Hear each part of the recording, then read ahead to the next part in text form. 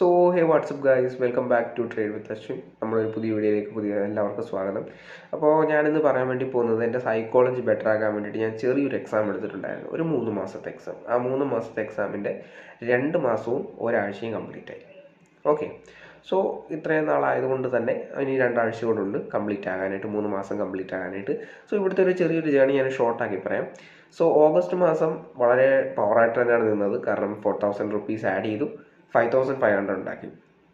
ചെറിയ പ്രോഫിറ്റാണ് അറിയാം, പക്ഷേ profit is A profit. Okay, so എന്നെ സംബന്ധിച്ചൊരു നല്ല പ്രോഫിറ്റ് ആയിരുന്നു അത്. That's A profit. And September മാസത്തിൽ വന്നു 5500 ഡയറക്റ്റ് താഴെ 3200 സോ സെപ്റ്റംബർ മാസം ഫുൾ ലോസായി. ഒക്ടോബർ മാസം പകുതി പോലും ആയില്ല, ഒരാഴ്ച കംപ്ലീറ്റ് ആയതേ ഉള്ളൂ, മുക്കാലും ലോസായി. 2500 ഞാൻ ഒറ്റയടിക്ക്.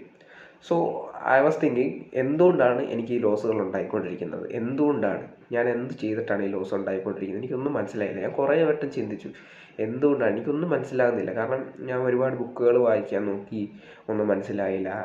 എന്താണ് ചേഞ്ചസ് ചെയ്യേണ്ടത്, എനിക്കൊരു പിടുത്തവും കിട്ടില്ല. എനിക്കൊരു സ്ട്രാറ്റജി ഉണ്ടായിരുന്നു, ഞാൻ ആ സ്ട്രാറ്റജി ഫോളോ ചെയ്യുന്നുണ്ടോ, ഇതെല്ലാം ഇരുന്ന് ആലോചിക്കുമായിരുന്നു ഞാൻ. സോ കംപ്ലീറ്റ്ലി എനിക്ക് മനസ്സിലായ കാര്യം എന്ന് വെച്ച് കഴിഞ്ഞാൽ, എവിടെ വെച്ചോ എൻ്റെ ഗോൾ മാറിപ്പോയി. സോ ഈ 3 മന്ത്സിൽ എൻ്റെ ഗോൾ എന്തായിരുന്നെന്ന് വെച്ച് കഴിഞ്ഞാൽ, എങ്ങനെയെങ്കിലും 3 മാസം സർവൈവ് ചെയ്യുക. അതായത് എൻ്റെ ക്യാപിറ്റൽ 50% താഴെ പോകാതെ 3 മാസം സർവൈവ് ചെയ്യുക എന്നുള്ളതായിരുന്നു എൻ്റെ പ്ലാൻ.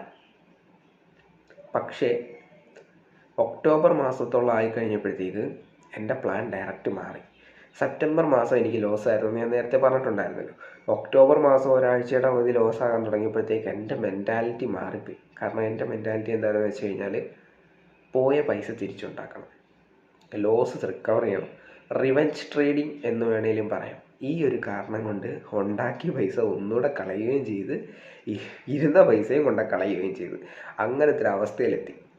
സോ ഇവിടെ നമ്മൾ എന്താ ഇനി ചെയ്യാൻ പറ്റുക, എന്താ എനിക്ക് ഇമ്പ്രൂവ്മെൻറ്റ് വരുത്താൻ പറ്റുകയെന്ന് ഞാൻ ആലോചിച്ചു. സോ ഫസ്റ്റ് ഓഫ് ഓൾ ഞാൻ ചിന്തിച്ചു, എനിക്കൊരു സ്ട്രാറ്റജി ഉണ്ടോ? ഉണ്ട്. I developed A strategy. And നമ്മൾ ആ സ്ട്രാറ്റജി ഫോളോ ചെയ്യുന്നുണ്ടോ? ഞാൻ ഈ 2 ആഴ്ച അത് ഫോളോ ചെയ്തോ?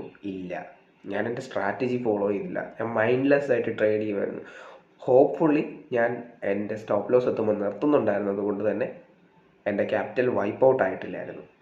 സോ സ്റ്റോപ്പ് ലോസ് നിർത്തുന്നത് കൊണ്ട് തന്നെ നമ്മുടെ ക്യാപിറ്റൽ വൈപ്പ് ഔട്ട് ആകാതെ എനിക്ക് രക്ഷിക്കാൻ വേണ്ടി പറ്റി. അതുകൊണ്ട് തന്നെ എനിക്ക് ട്രേഡ് എടുക്കാനായിട്ട് പറ്റും, എനിക്കൊരു മാസം സർവൈവ് ചെയ്യാൻ പറ്റുമെന്ന് എനിക്ക് ഫീൽ ചെയ്യുന്നു.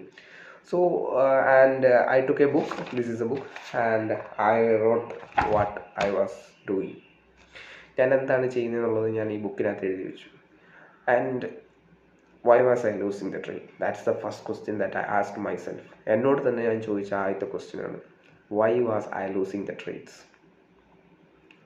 എനിക്ക് കുറേ നാൾ കഴിഞ്ഞിട്ട് കിട്ടിയ ആൻസറാണ്, ഞാൻ റിവെഞ്ച് ട്രേഡിങ്ങിന് പോയി. ഞാൻ എൻ്റെ സ്ട്രാറ്റജിയിൽ നിന്നും മാറി, എൻ്റെ ഹോൾ പ്ലാനിൽ നിന്നും തന്നെ ഞാൻ മാറി ചിന്തിച്ചു. അതാണ് എൻ്റെ ട്രേഡ് ലോസ് ആകാനുള്ള റീസൺ. പിന്നെ ഞാൻ എന്നോട് ഒരു ചോദ്യം തന്നെ ചോദിച്ചു, എന്താണ് നിനക്ക് ശരിക്കും വേണ്ടത്? എനിക്ക് പ്രോഫിറ്റാണോ വേണ്ടത്, അതോ എന്താണ് വേണ്ടത്? അത് ചോദിച്ചപ്പോഴത്തേക്ക് എനിക്ക് തന്നെ ഒരുമാതിരി ഫ്യൂസ് പോയതുപോലെ, എനിക്ക് തന്നെ അറിഞ്ഞുകൂടെ എനിക്ക് എന്താ വേണ്ടതെന്ന്. So I started thinking what I want. അത് കഴിഞ്ഞ് എനിക്ക് മനസ്സിലായി, എനിക്ക് 3 മാസം എങ്ങനെയും കംപ്ലീറ്റ് ആകണം എന്നുള്ളതാണ്.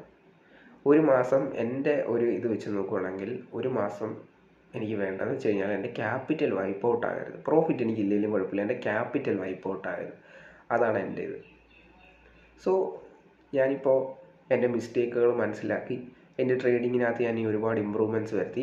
എൻ്റെ സ്ട്രാറ്റജി ഞാൻ ഒന്നുകൂടെ ബാക്ക് ടെസ്റ്റ് ചെയ്ത് ഒരു ചെറിയ ഇമ്പ്രൂവ്മെൻറ്റ്സ് അതിൽ വരുത്താനായിട്ടുണ്ടാകുമെന്ന് എനിക്ക് മനസ്സിലാക്കിയതുകൊണ്ട് തന്നെ ചെറിയ ഇമ്പ്രൂവ്മെൻറ്റ്സ് ഞാൻ അതിൽ വരുത്തിയിട്ടുണ്ട്. സോ ഞാൻ എൻ്റെ ബാക്ക് ടെസ്റ്റ് ചെയ്ത സ്ട്രാറ്റജി വെച്ച് ഞാൻ അടുത്ത ദിവസം ട്രേഡ് ചെയ്യാൻ വേണ്ടി പോവാണ്. അതായത് തിങ്കളാഴ്ച മുതൽ. സാറ്റർഡേ സൺഡേ ഞാൻ ട്രേഡ് ചെയ്യത്തില്ല, കാരണം OTC മാർക്കറ്റാണ്. ഞാൻ അത്ര പ്രൊഫഷണലൊന്നും ആയിട്ടില്ല OTC മാർക്കറ്റിൽ ട്രേഡ് ചെയ്യാനായിട്ട്. സോ OTC മാർക്കറ്റ് ആയതുകൊണ്ട് തന്നെ ഞാൻ ട്രേഡ് ചെയ്യത്തില്ല.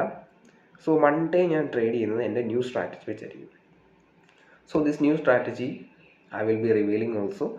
ആൻഡ് ഞാനിതൊന്ന് ബാക്ക് ടെസ്റ്റ് ചെയ്ത് നോക്കട്ടെ. ഞാൻ പറയുന്നില്ല ഇത് 100% ഷുവറായിട്ട് വിൻ ആവുന്നത് ഞാൻ പറയുന്നില്ല. ഞാനത് ബാക്ക് ടെസ്റ്റ് ചെയ്ത് നോക്കട്ടെ. ബാക്ക് ടെസ്റ്റ് ചെയ്ത് നോക്കിയതിന് ശേഷം നമ്മൾ ഒന്നുകൂടെ ട്രേഡ് ചെയ്ത് ഒരു വീഡിയോ ഞാനിവിടെ എൻ്റെ ചാനലിൽ അപ്ലോഡ് ചെയ്യുന്നതായിരിക്കും. കാണുന്നവർക്ക് കാണാം. എന്തെങ്കിലും പഠിക്കാൻ പറ്റിയെന്ന് ഞാൻ വിശ്വസിക്കുന്നു. സോ ഇതേപോലെ അടുത്ത വീഡിയോകൾ നമ്മുടെ ചാനലിൽ പുതുതായിട്ട് വരുന്നതായിരിക്കും. Do subscribe our channel. അപ്പോൾ ഇതേപോലെ അടുത്ത വീഡിയോ വരുന്നവരെ trade with Ashwin signing of.